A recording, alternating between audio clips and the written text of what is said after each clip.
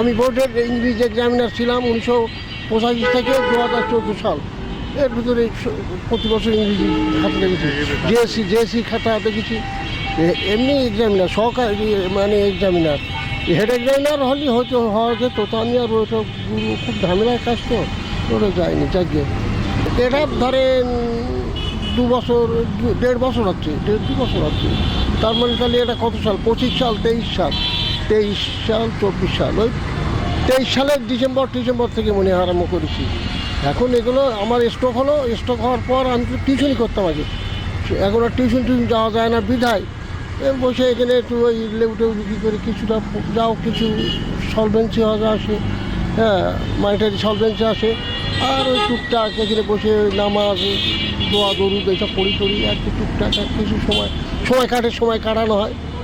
আমি 2021 সালে এই স্কুলে প্রাতিষ্ঠানিকভাবে শুরু করেছি, কিন্তু আসার পরে আমি আব্দুল লতিফ আর আমার শিক্ষককে পাইনি।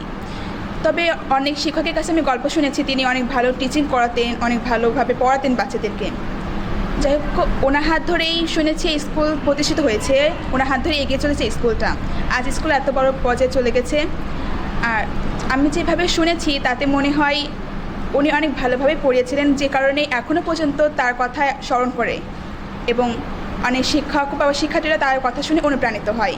তো আমি চাইছি যে তিনি অনেক ভালোভাবে থাকুন, এই সম্মানটা তিনি চিরকাল পেয়ে থাকেন, তার শুভকামনা করে। সে ওই স্কুলকে নিয়েই তার জীবনের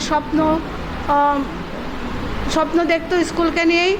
স্কুল ভালো হয়েছে, কিন্তু স্যারের জীবনটা আসলে সেই সাফল্যমণ্ডিত হয়নি। যে দেশে গুণীর কদর হয় না, সে দেশে গুণী তৈরি হয় না।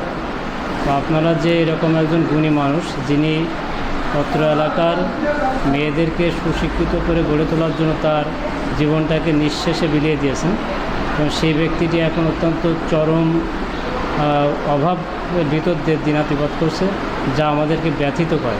কিন্তু আপনারা জানেন, আমাদের যে বেসরকারি মাধ্যমিক শিক্ষকতার পেশায় যারা নিয়োজিত, তাদের নিজেদের সংসার চালাতে হিমশিম খেতে হয়। কারণ আমাদের পক্ষে তার পাশে দাঁড়ানো খুবই কষ্টকর হয়ে যায়। তা আপনাদের এই উদ্যোগের মাধ্যমে যদি ওনার সামান্যতম একটু উপকার হয়, আমরা কৃতজ্ঞ থাকবো আপনাদের কাছে, এবং আপনাদের কাছে অনুরোধ থাকবে